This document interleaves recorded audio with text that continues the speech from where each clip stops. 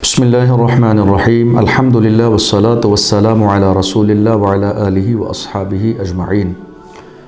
الحمدللہ رمضان المبارک کی آمد ہو چکی ہے، جس ماہ مبارک کا انتظار حضور کے تمام عاشقوں کو شدت کے ساتھ پورے سال رہتا ہے، یعنی رمضان المبارک۔ الحمدللہ ہمیں اور آپ سب کو اللہ نے یہ عظیم برکتوں والا مہینہ نصیب فرمایا، جس ماہ مبارک کی شان یہ ہے کہ اللہ کے رسول صلی اللہ علیہ وسلم نے فرمایا کہ جس ماہ مبارک میں جیسے ہی آمد ہوتی ہے جہنم کے دروازے بند کر دیے جاتے ہیں، جنت کے دروازے کھول دیے جاتے ہیں، نفل کا ثواب فرض کے برابر دیا جاتا ہے اور ایک فرض کا ثواب 70 فرضوں کے برابر دیا جاتا ہے۔ وہ عظیم مہینہ کہ جس کی راتوں میں اللہ اپنی شان کے مطابق آسمان اول پر نزول فرماتا ہے اور پوری رات اس کی طرف سے صدا دی جاتی ہے اس کے بندوں کو، ہے کوئی پریشانیوں سے نجات مانگنے والا، ہے کوئی بیماری سے شفا مانگنے والا، ہے کوئی بے اولاد جس کو اولاد دی جائے، تمام طرح کی چیزوں سے نوازنے والی ذات، صبح تک ندا دی جاتی ہے۔ لیکن افسوس یہ ہے کہ رمضان آیا ہے اور بہت تیزی کے ساتھ رمضان گزر بھی رہا ہے، لیکن اس کے باوجود ہمارے بہت سارے گھر آج بھی اسی غفلت کے ساتھ اپنے روٹین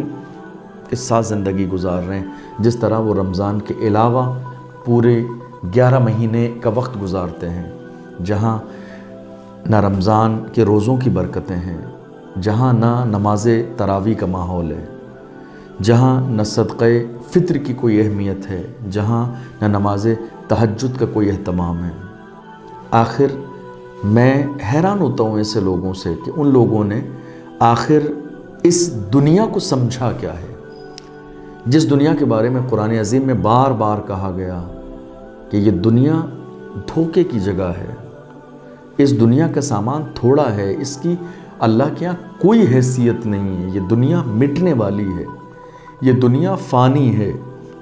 دنیا کی نعمتیں فانی ہیں، دنیا کا مال فانی ہے، یہ شہرتیں فانی ہیں، یہ عزت فانی ہیں، یہ عہدے، یہ کرسیاں سب فنا ہونے والی ہیں، باقی رہنے والی صرف رب کی ذات ہے۔ لیکن افسوس، کیا رمضان پھر ویسے ہی گزر جائے گا؟ کیا رمضان پھر ویسے ہی گزرے گا جیسے پچھلے سال ہم نے گزار دیا تھا اور آخری دن ہم افسوس کر رہے تھے کاش کہ ہم نے رمضان کے روزے رکھ لیے ہوتے، کاش کہ ہم نے پابندی کے ساتھ نماز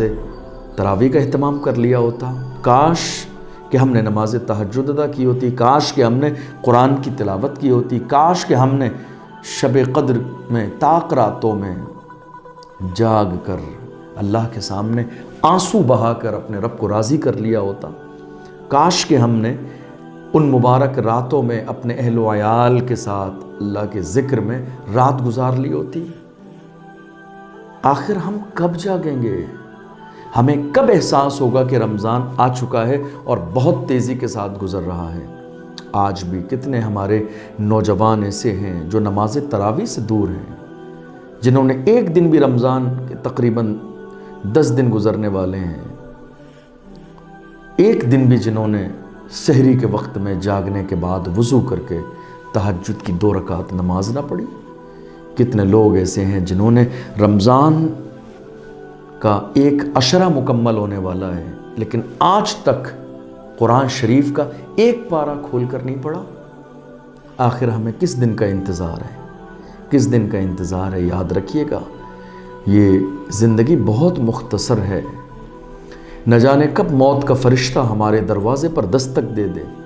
نہ جانے کب ہماری سانسیں روک دی جائیں، نہ جانے کب یہ دل کی دھڑکنیں بند کر دی جائیں، نہ جانے کب موت کا فرشتہ ہمارے دروازے پر آ جائے، نہ جانے کب زندگی کی شام ہو جائے، نہ جانے کب یہ فانی دھوکے والی دنیا ہمیں چھوڑنا پڑے۔ انتظار کس بات کا ہے؟ کس بات کا انتظار ہے آپ کو؟ آپ کون سے نشے میں مگن ہیں؟ دولت کا نشہ مٹنے والی ہے، مال کا نشہ مٹنے والا ہے، عہدے کا نشہ ختم ہو جائے گا، دنیا کا یہ محل مٹ جائے گا، قبر ملے گی صرف قبر، یہ بہترین لباس، برانڈیڈ لباس ختم ہو جائے گا، کفن ملے گا، بہترین کھانے جن پر آپ اترا رہے ہیں اس خوبصورت جسم کو قبر کے کیڑے کھا لیں گے، مٹی کر دیا جائے گا۔ کیا حیثیت ہے ہماری؟ اس لیے کوشش کیجئے رمضان کو ضائع نہ ہونے دیں۔ پہلا عشرہ مکمل ہو رہا ہے، ابھی 20 دن باقی ہیں آپ کے پاس، اپنے رب کو راضی کر سکتے ہیں، رب کو منا سکتے ہیں، اس کے سامنے رو سکتے ہیں، گڑ گڑا سکتے ہیں۔ وہ کریم ہے، وہ رحیم ہے، وہ ستار العیوب ہے، عیبوں پہ پردے ڈال دیتا ہے، وہ غفار الذنوب ہے، گناہوں کو بخش دیتا ہے، وہ کریم ہے، کرم کرتا ہے۔ اس سے زیادہ عطا کرنے والی کس کی ذات ہے؟ وہی ہے پوری کائنات کو کھلانے والا، وہی ہے جو سمندر کی مچھلیوں کو رزق دیتا ہے، وہی ہے جو چرند و پرند کو رزق دیتا ہے۔ ہم تو پھر بھی اشرف المخلوقات ہیں، ہم تو پھر بھی اللہ کے رسول صلی اللہ علیہ وسلم کے غلام ہیں۔ کبھی آئیے اللہ کی طرف، کبھی پلٹیے اللہ کی طرف، کبھی آئیے آ کے دیکھیں کسی دن رات کا جو وقت ہوتا ہے نا رمضان المبارک میں، کسی دن جا کے مسجد میں دیکھیں کیا رونقیں لگی ہوتی ہیں مسجدوں میں، کیا نور کا سما ہوتا ہے، کیا خوبصورت کیفیت ہوتی ہے۔ کسی دن رات کی تنہائی میں اللہ کے گھر میں مسجد میں جا کے تھوڑی دیر بیٹھ کر تو دیکھیں، تھوڑی دیر رو کر تو دیکھیں۔ جوانی سے لے کر آج تک آپ نے شروع سے لے کر آج تک جو گناہ کیے دن کے اجالوں میں، رات کے اندھیروں میں، انہیں یاد کر کے تو دیکھیں۔ اللہ کے سامنے چند قطرے اپنے گناہوں پر احساس کرتے ہوئے، شرمندہ ہوتے ہوئے کہ اے اللہ ہم نادان تھے، ہم چھوٹے تھے، ہم نادان تھے، ہم ان ساری چیزوں کو جانتے نہیں تھے، اے اللہ وہ گناہ ہم سے نادانی میں ہو گئے۔ 4 قطرے آنسو اگر اپنے گناہوں پر شرمندہ ہوتے ہوئے آپ کی آنکھوں سے اس مبارک مہینے میں نکل جائیں گے، یقین جاننا وہ کریم ہے، آپ کے گناہوں کو معاف کر دے گا، وہ آپ کی بگڑی کو بنا دے گا، وہ آپ کی مصیبتوں کو دور کر دے گا۔ بے روزگار ہیں وہ روزگار دے دے گا، بے اولاد ہیں اولاد دے دے گا، پریشان ہیں پریشانی دور کر دے گا، بے گھر ہیں وہ گھر دے دے گا، قرض دار ہیں وہ غیب کے دروازے تمہارے لیے کھول دے گا۔ آپ آئیں تو صحیح، آپ آئیں تو صحیح، روئیں تو صحیح، گڑ گڑائیں تو صحیح، اپنے رب کے سامنے اپنے گناہوں پر شرمندہ تو ہوں۔ ہم اللہ کے سامنے کبھی رونا نہیں چاہتے، شرمندہ نہیں ہونا چاہتے، اپنے گناہوں کو یاد کرنا نہیں چاہتے، معافی نہیں مانگنا چاہتے ہیں۔ ہم تھوڑا سا وقت نکال کر اللہ کے گھر میں مسجد میں بیٹھنا نہیں چاہتے ہیں۔ مسجد میں کبھی ہم آ جاتے ہیں نا تو بہت تیزی کے ساتھ گھڑی دیکھتے رہتے ہیں اور نکلنا چاہتے ہیں، کب نماز ہو، کب دعا ہو، کب ہمارے یہاں سے نکلنے کا وقت آئے۔ یقین جانیے آج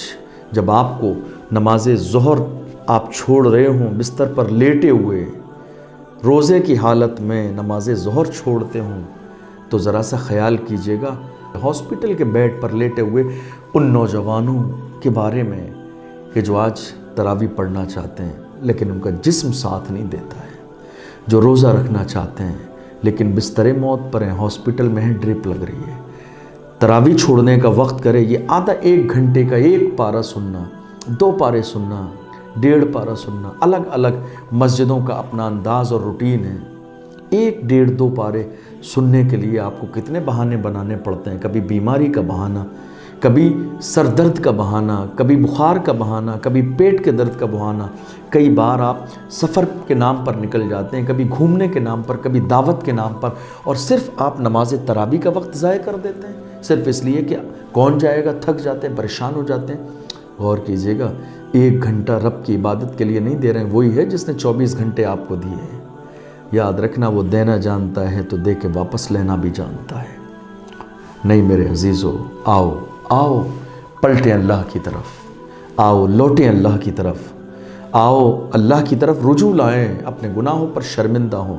رب کو راضی کر لیں، رب راضی ہو جائے گا، سب راضی ہو جائیں گے۔ رب کو راضی کریں، اپنے گناہوں پر شرمندہ ہوں، اور یہ عہد کر لیں، عزم کر لیں، ارادہ کر لیں کہ انشاءاللہ اب جو رمضان کے 2 عشرے باقی ہیں، انشاءاللہ ان 2 عشروں میں ہم ایک بھی نماز نہیں چھوڑیں گے، تراویح نہیں چھوڑیں گے، تہجد کی نماز نہیں چھوڑیں گے، افطار کے وقت دعائیں کریں گے اپنے لیے، اپنوں کے لیے، سحری میں دعائیں کریں گے اپنے لیے، اپنوں کے لیے، تہجد کے بعد دعائیں کریں گے اپنے لیے اور اپنوں کے لیے۔ یاد رکھنا انسان جب بہت سے لوگوں کے لیے دعا کرتا ہے نا تو اللہ تعالیٰ ان بہت سوں کی وجہ سے دعا کرنے والے کی بھی دعاؤں کو قبول فرما لیتا ہے۔ دعا کیا کریں ہاتھ اٹھا کر، اللہ کو راضی کرنے کی کوشش کریں۔ رمضان ہر سال گزر جاتا ہے اور ہم آخر میں ہاتھ مسلتے اور پچھتاتے رہ جاتے ہیں اور افسوس کرتے ہیں کہ رمضان ہم سے جو ہے رخصت ہو گیا، ابھی ہمارے پاس وقت ہے، عبادت کر سکتے ہیں، قرآن پڑھ سکتے ہیں، نفل نماز پڑھ سکتے ہیں، راتوں کو جاگ سکتے ہیں، اللہ کو یاد کر سکتے ہیں، مصلی پہ 4 قطرے آنسو اپنے گناہوں کو یاد کر کے گناہوں پہ شرمندہ ہو کے گرا سکتے ہیں۔ یہ 4 آنسو بندے کی آنکھ سے جب نکلتے ہیں نا تو اس کے بہت سارے گناہوں کو دھو دیتے ہیں یہ آنسو، دل کے میل دھو دیتے ہیں یہ آنسو، دل کی گندگی دھو دیتے ہیں آنسو۔ اس لیے کوشش کیجئے کہ رمضان کو ضائع نہ کریں، ایک لمحہ ضائع نہ کریں۔ اللہ توفیق دے، کوشش کریں زیادہ وقت آپ کا اللہ کے گھر میں مسجد میں گزرے، ظہر پڑھیں جماعت کے ساتھ، پارہ پڑھ لیا کریں، عصر پڑھیں، مغرب پڑھیں، نماز تراویح پڑھیں، تہجد میں آ جائیے 10 منٹ کے لیے اللہ کے گھر میں۔ خوش نصیب ہیں وہ لوگ جنہیں سجدوں کی توفیق مل رہی ہے، خوش نصیب ہیں وہ لوگ جنہیں نمازوں کی توفیق مل رہی ہے، جنہیں تراویح کی توفیق مل رہی ہے۔ ان سے زیادہ عظیم لوگ کون ہو سکتے ہیں جنہیں رب 5 بار اپنے گھر میں بلاتا ہے۔ اگر ہمیں دنیا میں کوئی سیاسی نیتا 1 سال میں 1 بار اپنے گھر بلاتا ہے نا تو ہم سوشل میڈیا پر اسٹیٹس لگاتے ہیں اس کے ساتھ کہ فلاں نیتا نے، فلاں بڑے آدمی نے ہمیں اپنے گھر پر انوائٹ کیا ہے۔ اپنی قسمت پر جتنا ناز کریں کم ہے۔ کائنات میں جو سب سے بڑی ذات میرے رب کی ہے وہ 5 بار آپ کو اپنے گھر پہ بلاتا ہے، 5 بار آپ کا بلاوا آتا ہے، 5 بار وہ اپنے گھر میں بٹھاتا ہے۔ اس کے باوجود آپ اپنی قسمت پہ رشک نہیں کرتے، ناز نہیں کرتے۔ نہیں میرے عزیزو، چھوڑنا نہیں ہے، نہ ایک روزہ چھوڑنا ہے، نہ تراویح چھوڑنی ہے، نہ تلاوت چھوڑنی ہے، اور بالخصوص جو آنے والی طاق راتیں ہیں جاگنے کی عادت بنائیے۔ ہم نے خود ان طاق راتوں میں کتنے بگڑے ہوئے مقدر والے لوگ، پریشان لوگ، بے اولاد لوگ، مصیبت زدہ لوگ، بے گھر لوگ، ہم نے ان راتوں میں ان کے مقدر کو سنورتے دیکھا ہے، دعاؤں کو قبول ہوتے دیکھا ہے، پریشانیوں سے نجات پاتے دیکھا ہے۔ آپ بھی چاہتے ہیں اللہ آپ کے بھی بگڑے مقدر کو بہتر کر دے، تو آئیے نیت کیجئے انشاءاللہ اس سال ان مبارک طاق راتوں میں جاگیں گے، عبادت کریں گے، ذکر کریں گے، دعا کریں گے، روئیں گے، گڑ گڑائیں گے، اور ہم کسی بھی قیمت پر اپنے رب کو راضی کر لیں گے۔ اور جب رب راضی ہو جائے گا تو انشاءاللہ ہماری زندگی کے سارے مسئلے حل ہو جائیں گے۔ نیت کر لیجئے، ارادہ کر لیجئے۔ اللہ کی بارگاہ میں دعا ہے اللہ ہمیں توفیق دے اور ایک لمحہ بھی رمضان المبارک کا ضائع نہ ہو۔ میں دل کی گہرائیوں سے اپنے تمام دوست، احباب، رشتہ دار، عزیز و اقارب سب کو رمضان المبارک کی مبارکباد پیش کرتا ہوں، اور بس عرض یہی کرتا ہوں ضائع نہ کیجیے گا اس مہینے کو۔ اللہ ہم سب کی جملہ عبادات کو قبول فرمائے، مزید ہمیں اس ماہ مبارک میں عبادات کرنے کی توفیق عطا فرمائے۔ والسلام علیکم ورحمۃ اللہ وبرکاتہ۔